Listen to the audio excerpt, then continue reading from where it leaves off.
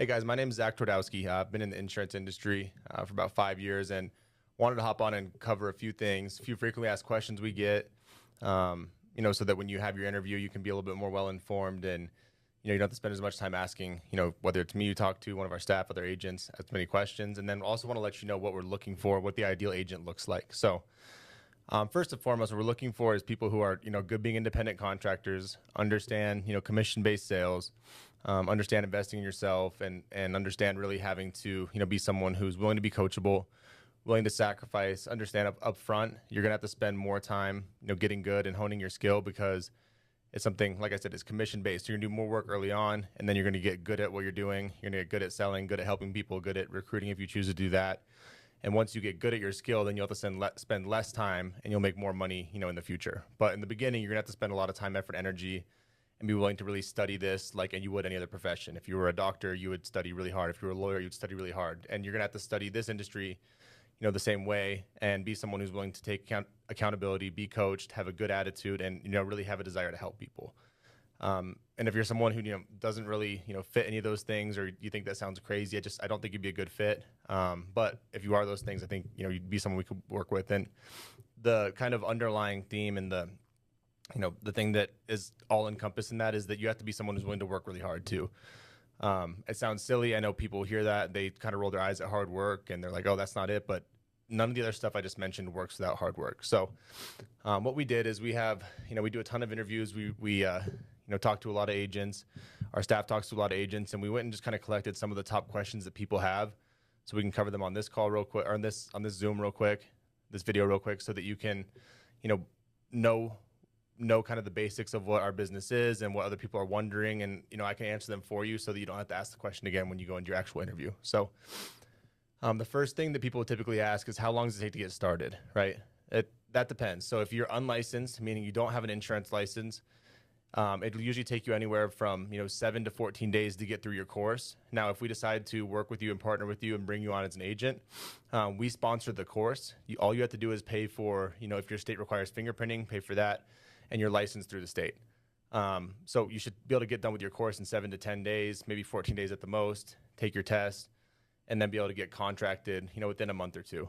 Probably about a month and a half at the absolute longest. Now, if you take 2 months to get through your class, it'll take that long. But we see on average, agents can get through, the pre-licensing course, 7 days, take their test at about 11, 12, days, somewhere in that range, and then be writing business within a week or two after that, once they get, licensed through the state and contract with the insurance carriers. Second question people ask a lot is, can this be done 100% remotely? And we do both types of sales. So meaning we do in-home, sales where you sit down with people, where you schedule an appointment with them, go to their house, meet with them face-to-face, and, go actually over and meet with people. And that's kind of been the model for a long time that we've used, and people have done very well doing that. But we also do virtual sales now. And as long as you're someone who's willing to, get on, Zoom and be coached by people doing virtual sales and learn all the nuances with virtual sales, you can certainly do that 100% remotely. And as an independent contractor, you can treat the business however you want to. But we do know for sure people who, don't get any assistance, don't get any help, and just try to be, a solo agent if they have no experience at all. Again, if you're someone who's been in the industry for 10 years, 5 years, and you just want, come work with us and you know what you're doing, you want to be left alone, that's great. But if you're a new person, has no experience, it's going to be really difficult for you to figure everything out totally on your own. So if you're going to be 100% remote, not going to an office or whatever, the people that have success that do that get on Zoom, get on virtual meetings and ask for a lot of coaching and mentorship from, the people that they work with. Next question is, will I get training before I hit the field? And the answer is absolutely yes on this. And, we know it's our job and our obligation to train agents and make sure that they feel comfortable with, the systems, the processes, the scripts as far as phone scripts, the in-home presentation, which as you get through, more things, you understand the in-home presentation is more so just a questionnaire where we ask the client a bunch of questions, figure out what their needs are. It's a need analysis. And then based on their needs, you'll be able to shop around for them and figure out their product. So, but yes, there's training on all of that stuff. We have virtual boot camps you'll be able to go through. We also have in-person trainings. And then we also, on a daily basis have, coaches, mentors, new agent success coaches, and, agents who are still in the field, working every single day that are on, Zoom, in offices, coaching agents one-on-one, teaching them what to say on the phone, how to say stuff on the phone, how to close people either over the phone or in home. So there's extensive training And as you go, you'll have access to different types of training. If if you want to figure out how to, write different types of insurance, start writing, retirement products, start, working on recruiting and building a business. There's training for all those things. And so you can have as much or as little support as you want. As an independent contractor, I think you want to have as much support as you possibly can get, which we're willing to offer, but we're not going to shove it down anyone's throat. What can you expect to make your first year? This is something that is, I've seen and I've had agents do very well their first year, and there's been plenty of people who make multiple six-figure incomes and things of that nature, myself included. And then there's also been people who, make zero money, right? Because this is a commission-based sales job. You eat what you kill, so to speak, for lack of a better terminology. And I think it's important to know that, while it doesn't take any innate skill, some of the things I mentioned earlier, you're going to have to be someone who, is willing to work hard. You're going to have to be someone who, is mentally strong. If you have a day where you meet with a bunch of people, say you set 10 appointments, you go sit with all of them, you don't sell anything. Understand that, sometimes in sales, things just go that way. But if you run enough appointments and have enough activity, then you will succeed eventually, right? So you have to be someone who's, mentally tough, accountable, is looking to get better and, doesn't blame the leads, the clients, this, that, the third, but takes some accountability inward and goes, hey, there's plenty of people doing really well here. What are they doing that I'm not doing? And can I implement what they're doing and have that level of success? So, what can you expect to make your first year? It depends. It depends on how much effort you put in. But what I can tell you, and another question that is asked on here, just to kind of help segue this, is like how you get paid is, let's take for average. No, I know a lot of people watching this probably have not been in the insurance industry. So the compensation grid we have starts at 90% and goes up to 145%, which probably literally means nothing to you, right? But let's just say for easy math, you're at 100% compensation. Our average policy is around $100 a month. So you go meet with the family, you sell them over the phone, you sit down at their kitchen table, and they buy a policy for $100 a month, right? The way that the commission works is that you get paid 75% or 9 months of the commission up front as an advance to you as the agent. So in that case, if you wrote a $100 policy and you're at 100% commission, you make $900 up front. As long as the client keeps the policy and they keep it for the first 9 months, then you get the months 10, 11, and 12, or what we call the back end commission that come in. So you'll make $1,200 for the year for that policy, $900 up front, right? And so if you can, if you're someone who can sell, 10, 15, 20, policies a month, 30 policies a month.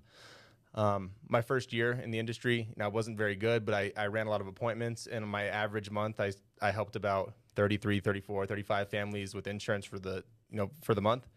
And, that equated to, quite a large income, but it was because I ran a lot of activity up front. I was probably working 50, 60, 70 hours a week in the beginning, honing in my skill set. And then once I got better, I didn't have to work quite as much. So, what you make is really depends on you, really depends on the effort you put in, really depends on, how much you're willing to learn, how much you're willing to put your ego to the side and take advice from other people who have done this for a long time and not go and be the person that feels like you know everything. Segue into another question that is on there just to kind of, tie into what was asked about, how much money you can expect to make is, I want to go over the different ways you can make money in this industry. I think a lot of people look at insurance because they understand that it can build significant passive income as well as really good upfront commissions. So the first way is what I talked about before, is you get advanced commissions. So you sell a policy, let's say, for instance, theoretically, you sell a policy, it's $100 a month, you're at 100% commission, you get paid $900 up front. So way one is advanced commissions. The second way you make money is back-end money. So going off the case we just talked about, you get the back-end money, the other $300, months 10, 11, and 12. So say you write the policy in January 1, you get paid $900. October, rolls around, the client still has the policy, you get paid another $100 in October, another $100 in November, another $100 in December. So you get the 3 months of the back end, you get your $1,200 for the year.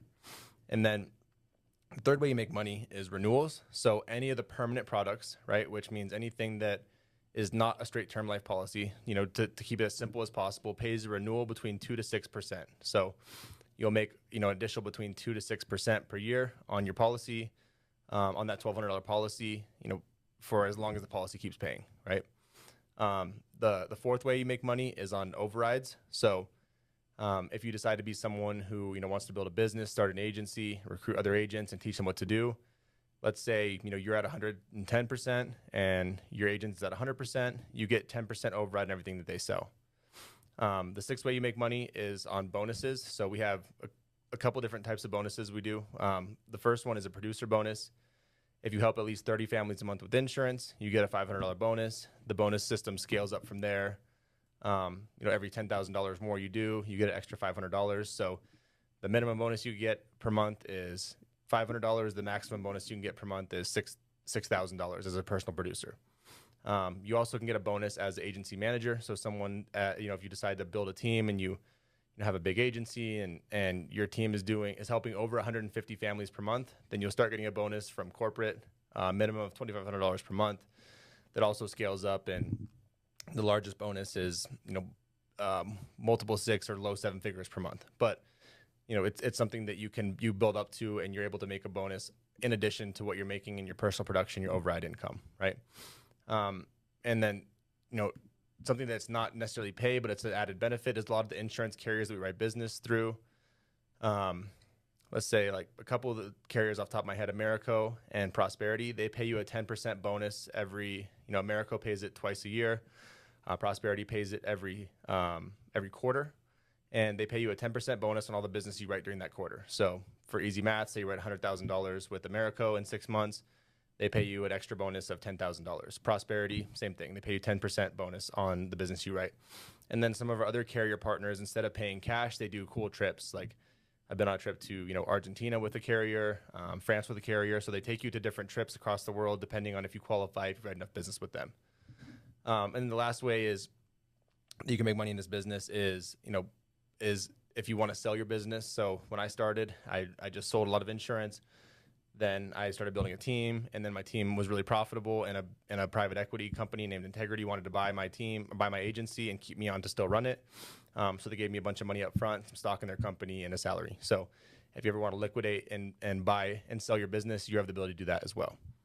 All right, let's go to the next one. Let's see. Conversion rate on leads is an important question. So people ask a lot, like, okay, if I buy X amount of leads, how many can I convert? And what I'll tell you is it really depends on the type of lead. So we have all different types of leads. We have some leads in-house, some carrier partner, some lead vendor partners that we use that are not associated with our company at all, but we've built relationships with.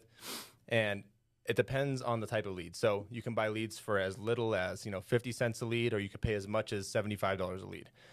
And all that really means is that the $75 lead is higher intent. Maybe it's more expensive to produce. The 50-cent lead is probably older and super easy to get a hold of, right?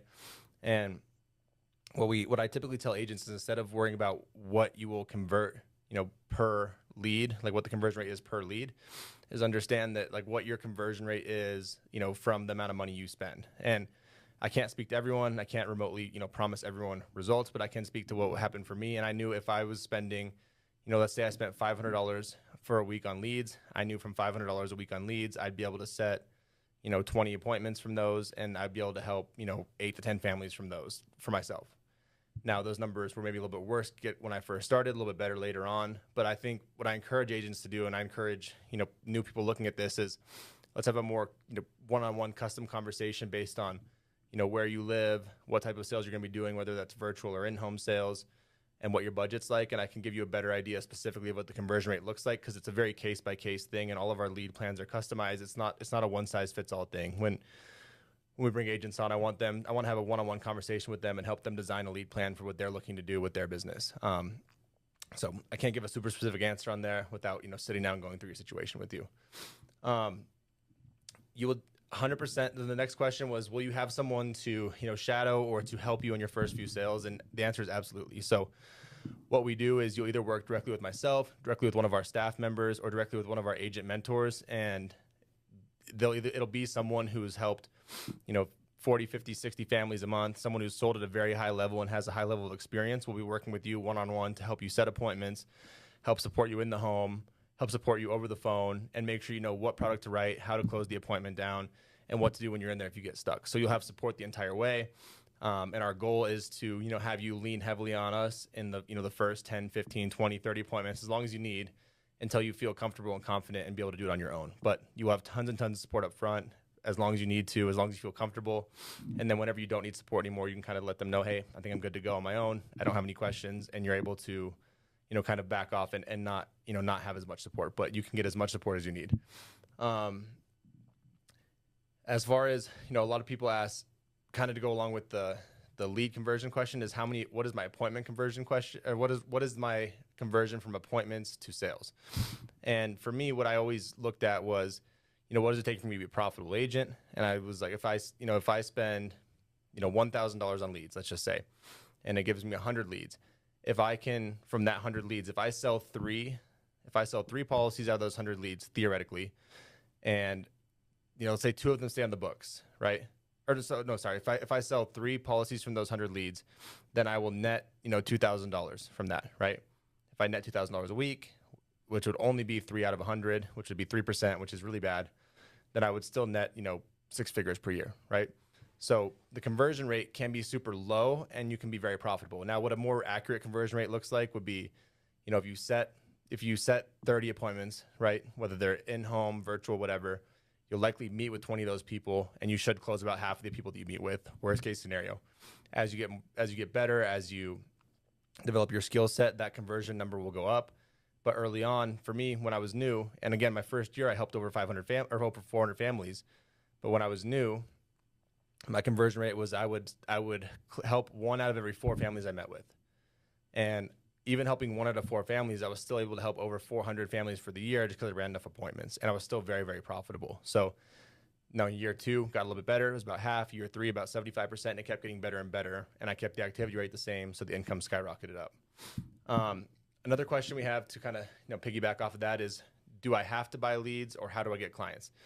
And the answer is, you definitely don't have to buy leads. Again, this is an independent contractor position. So if you have a deep market, if you have if you're someone who's done real estate for 20 years and you have a bunch of people you can reach out to, whatever the case is, you don't have to buy leads. Now, we recommend buying leads for people because the ROI is great on leads.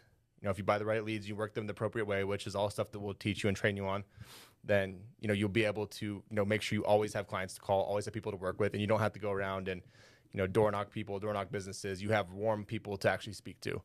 The second thing is that if you have a bunch of leads, then leads can lead to people who, have other warm markets and can give you referrals, right? So the best case scenario we have, and the best way to really do this business is to buy leads up front, buy enough leads to see 30 people a week, to build up your book of business, to get referrals from all the people that you sell to. And then what should happen is you should start buying less leads as you go on in the business. So my first year, I bought the most leads I ever bought. Second year, I was, half of my appointments were leads, half of my appointments were from referrals and from annual reviews of my clients prior. And then by the end of my third year, like 75-80% of my appointments were all from my client reviews, because every single year I would do annual reviews with all my clients, and from referrals. So my profitability went way up. My lead expense went way down because I kept working my book of business, kept getting referrals, and kept going back and seeing the people year after year. Because I knew, LIMRA, which is the Life Insurance Marketing Association, said that people typically buy life insurance 6 times throughout their life. So I was thinking, when I was a new agent, when I was 22 years old, didn't have a lot of money, I'm like, well, if they're going to buy 6 times, I'd rather them buy all 6 times from me, right? So I did annual reviews every single year, collected referrals every single year, and it helped me be very profitable as a business owner. Let me see. We have any other questions on there? Is that the last one? Okay, cool. That's all the questions we have. Again, if you think, if this makes sense to you, you think it'd be a good fit, and you haven't scheduled an interview yet, there'll be a link here where you can click on and schedule an interview with myself or one of our staff. If you watch this and you don't think this would be a good fit for you, please go ahead and cancel your interview so that we don't take up time on our calendar. Appreciate everyone's time. Thank you for watching, and looking forward to speaking with you.